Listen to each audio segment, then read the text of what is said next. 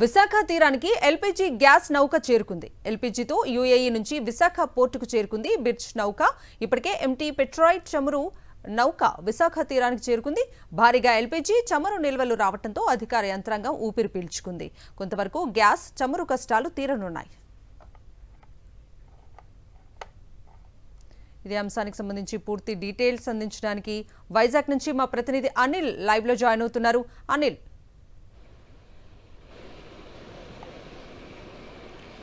కవిత, భారీ ఎల్పీజీ నౌక విశాఖ తీరానికి చేరుకుంది. కొద్దిసేపటి క్రితమే బిర్చ్ అనే నౌక హార్బర్ లోపలికి ప్రవేశించింది. ఎస్కాట్ ఇచ్చి మరి అధికారులు నౌకను ఏదైతే అన్లోడింగ్ పాయింట్ ఉంటుందో ఆ పాయింట్ వద్దకు చేర్చడం జరిగింది. అయితే విజువల్స్లో కనిపిస్తున్నటువంటి మరో నౌకని మనం స్పష్టంగా చూడొచ్చు.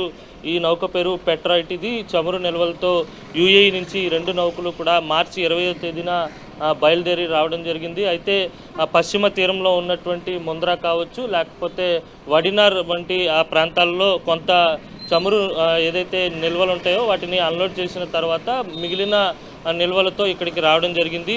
ఇటు బిర్చ్ కానీ లేకపోతే పెట్రాయిడ్ నౌకల రాకతో గ్యాస్ కష్టాలు తీరేటువంటి అవకాశం స్పష్టంగా కనిపిస్తుంది. ముఖ్యంగా తూర్పు తీరానికి యుద్ధ పరిణామాల తర్వాత మొదటిసారి ఈ రెండు నౌకలు రావడంతో ఇటు అధికార యంత్రాంగం కూడా ఊపిరి పీల్చుకున్నటువంటి పరిస్థితి. ముఖ్యంగా వ్యూహాత్మకంగా విశాఖపట్నంలో ఇప్పటికే చమురుకు సంబంధించినటువంటి నిల్వ చేసేటువంటి అనేక ట్యాంకర్లు కావచ్చు, ఇతరత్ర వ్యూహాత్మక ప్రాంతాలు ఉన్నాయి. అందులో నిల్వలు కూడా పెద్ద ఎత్తున ఉన్నటువంటి పరిస్థితి. అత్యవసర సందర్భాల్లో వాటిని వినియోగించేటువంటి అవకాశం కూడా ఉంటుంది.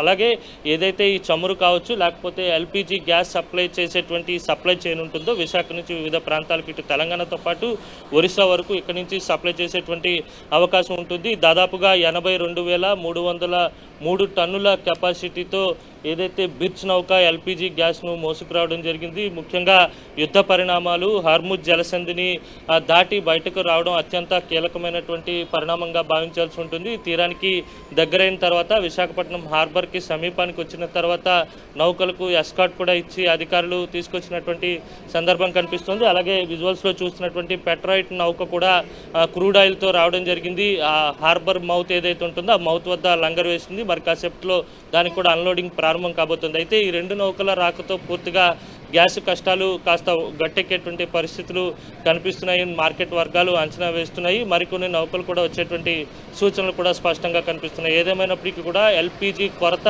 పెద్ద ఎత్తున బయటపడుతున్నటువంటి వేళ ఈ బిర్చ్ నౌక రాకతో కష్టాలు తీరేటువంటి అవకాశం అయితే స్పష్టంగా కనిపిస్తోంది. Kavitha. Right Anil, thank you.